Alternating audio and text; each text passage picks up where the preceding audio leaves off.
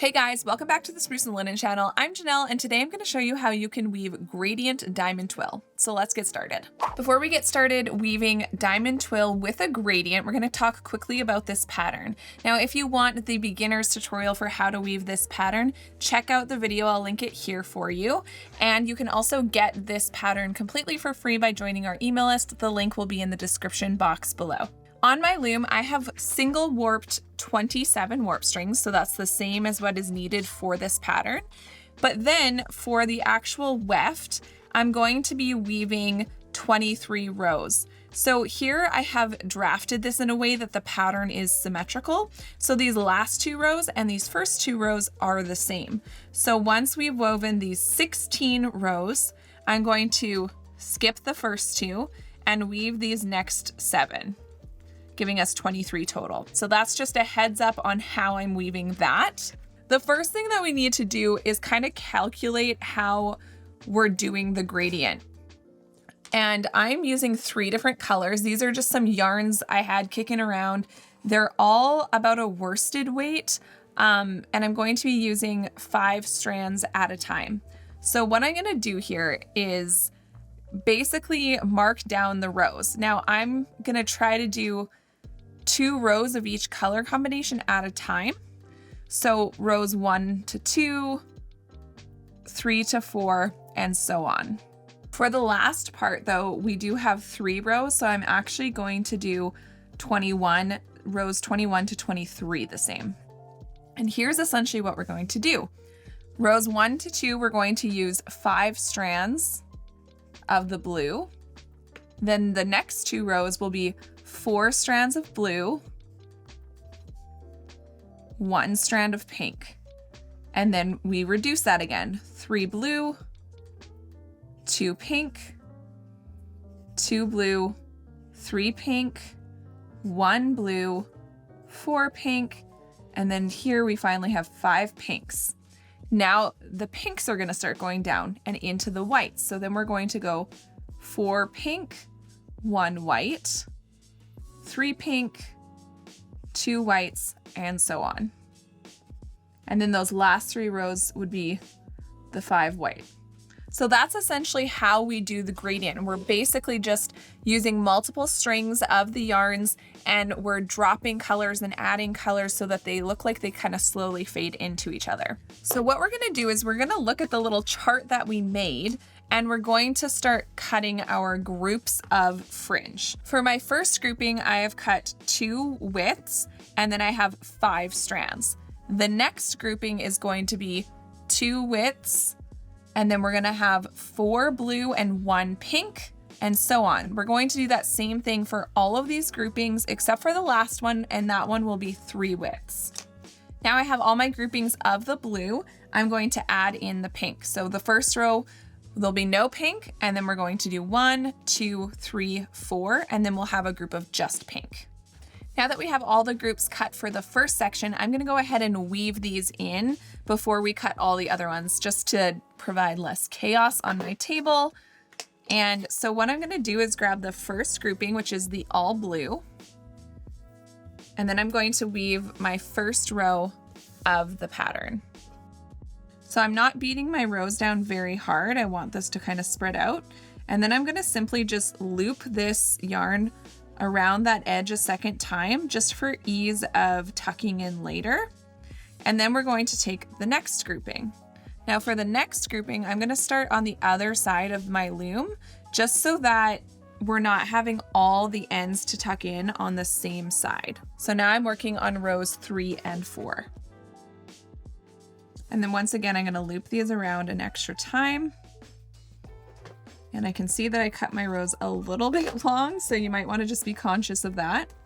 And now we're ready to move on to rows 5 and 6. Looping that back around. I'm gonna cut off some excess again. And then now I can work on rows 7 and 8. I'm just continuing that same process where I'm alternating which side I start on so that we, again, have an easier time tucking in the ends later. All right, so now we're ready to work on the second portion of this, which is going to be going from the pink to the white. So I'm going to start with the pink and do that same process where I'm going 1, 2, we'll try to make these ones a little bit shorter. And that's going to be for that row. I'm going to cut quite a few lengths here of the pink, so we can count here. We're going to need 10 total lengths. All right, so we have our 10 lengths, and now what we can do is start separating them. So we know that our next row is going to have 4 pinks, and then the next one will have 3, and then 2, and then 1. Then we can cut out all of our white strings. So we know for this first row, we'll just need 1 strand of the white, and then 2, 3, 4, and remembering that that last one, we're gonna need 3 total widths. All right, you guys, full disclosure, that other white yarn was causing me so much trouble and knotting up so bad that I'm just literally, no, I can't, I cannot. Do you ever have that? Because, oh my goodness. Okay. So we have our grouping of 4. I need to add, this yarn is a completely different yarn, which is why I'm switching to it. That other yarn, there's a reason I never use it, because it just knots up so instantly, and who's got time for that? And then again, for this last section, we're going to need 1, 2, 3 lengths, and then 5 strands. So now I'm just gonna figure out again where I ended. So I ended on row 12. So now I can start on row 13. And I'm going to do just that same process again. Once I get to the end of this pattern, I'm gonna start on row 3 and go to row 9, and then it will be complete.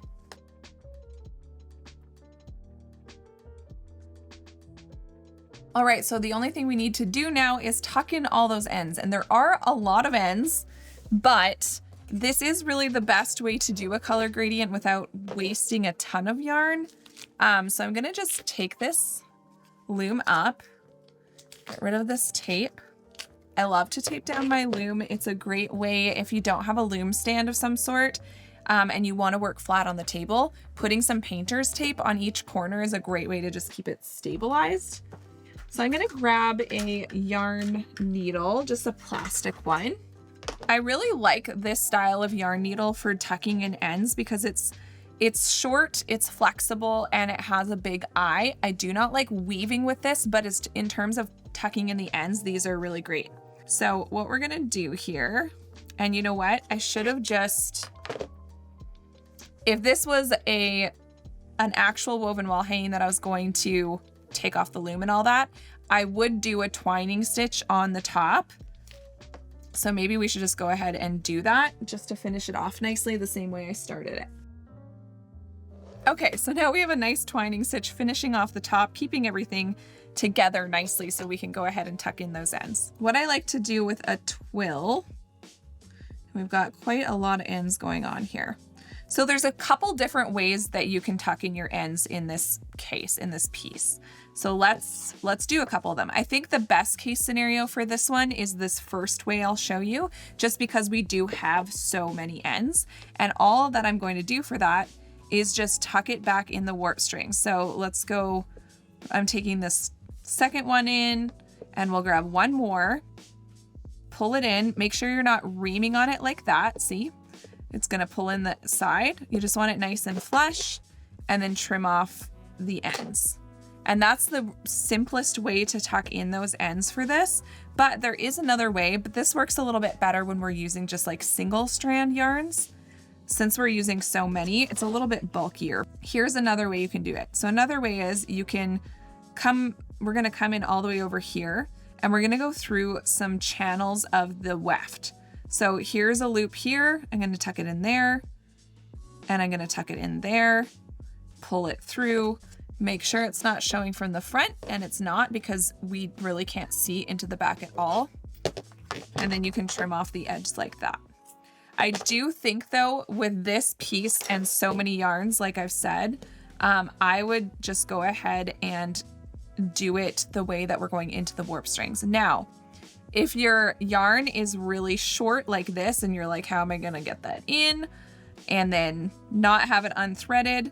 In this case, I just like to put my needle through where I want it to go before I thread it. Then I can thread my needle and then pull it through. So that's just a little way, and see how I'm pulling it super, super tight right now and it's sucking in this side. I'm just gonna let that kind of pull back out a little bit so it kind of looks right against these other strings and cut off the excess. So I'm gonna go ahead and do that with all the ends. All right, you guys, so here is that color gradient diamond twill. I think this is a really fun way to use color gradient in a more interesting way, add that pattern in so that we're getting even more color and texture and customization in our piece. If you enjoyed weaving this pattern and you want more patterns, check out our weaving pattern playlist where we have tons of different patterns and tutorials waiting for you. Oh, this white is such a nightmare. Where is even the end? I've created a big mess. I've created a monster down here, you guys. With gradient. So let's get started. I just hit my face. Okay. This is rough. Oh my gosh, I'm so tired.